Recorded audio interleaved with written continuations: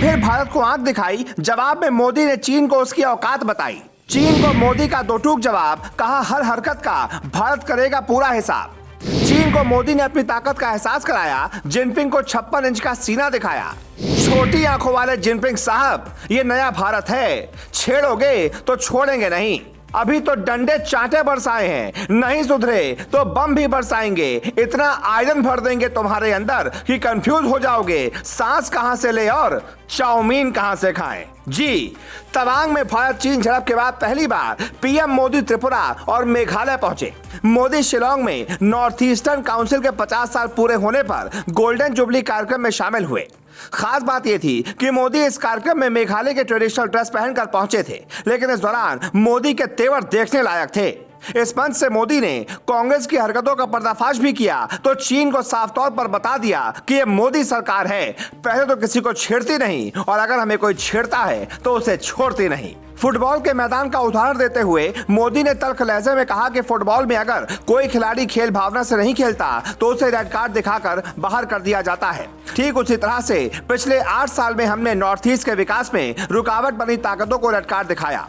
हम भ्रष्टाचार, पक्षपात, भाई भतीजावाद, हिंसा के साथ साथ वोट बैंक की राजनीति को दूर करने के लिए ईमानदारी से कोशिश कर रहे हैं। इस दौरान मोदी ने नॉर्थ ईस्ट के लोगों से कहा कि देश की राजनीति में इन बीमारियों की जड़ें काफी गहरी होती है, इसीलिए मिलकर इन्हें जड़ से उखाड़ना पड़ेगा।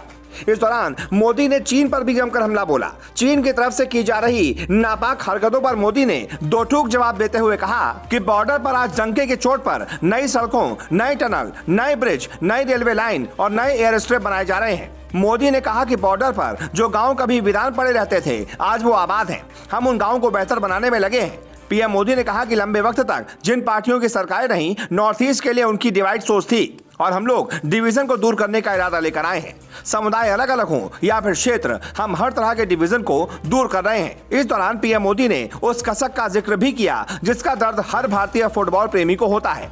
मोदी ने कहा कि हम कतर फीफा वर्ल्ड कप में आज के खेल को देख रहे हैं और मैदान पर विदेशी टीमों को देख रहे हैं, लेकिन भारतीय टीमें इसमें नहीं खेलती।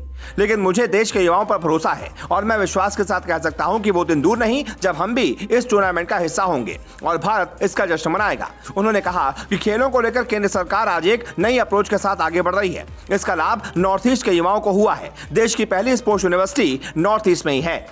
इस कार्यक्रम के दौरान अमित शाह ने भी पूर्वोत्तर के बारे में बड़ी बात कह दी। शाह ने कहा कि पहला पूरा पूर्वोत्तर शटडाउन, हड़ताल, बम विस्फोट और गोलीबारी के लिए जाना जाता था। यहाँ उग्रवादी संगठन हावी रहते थे, जिसके चलते स्थानीय पर्यटन और उद्योग भी नहीं बढ़ पा रहे थे। लेकिन जब से मोदी सरकार आई है, तब से उग्रवाद की घटनाओं में 74% गिरावट आई है। सुरक्षा कर्मियों पर हमलों की घटनाओं में 60% की कमी आई है। जहां तक नागरिकों का मौत का संबंध है तो ये लगभग 90% कम हो गई हैं और लगभग 8000 युवाओं ने आत्मसमर्पण किया है। यह पीएम मोदी की ही एक बड़ी उपलब्धि है। आपको बता दें, इस दौरान मोदी ने मेघालय में कई परियोजनाओं का उद्घाटन भी किया और कई योजनाओं का शिलान्यास भी किया।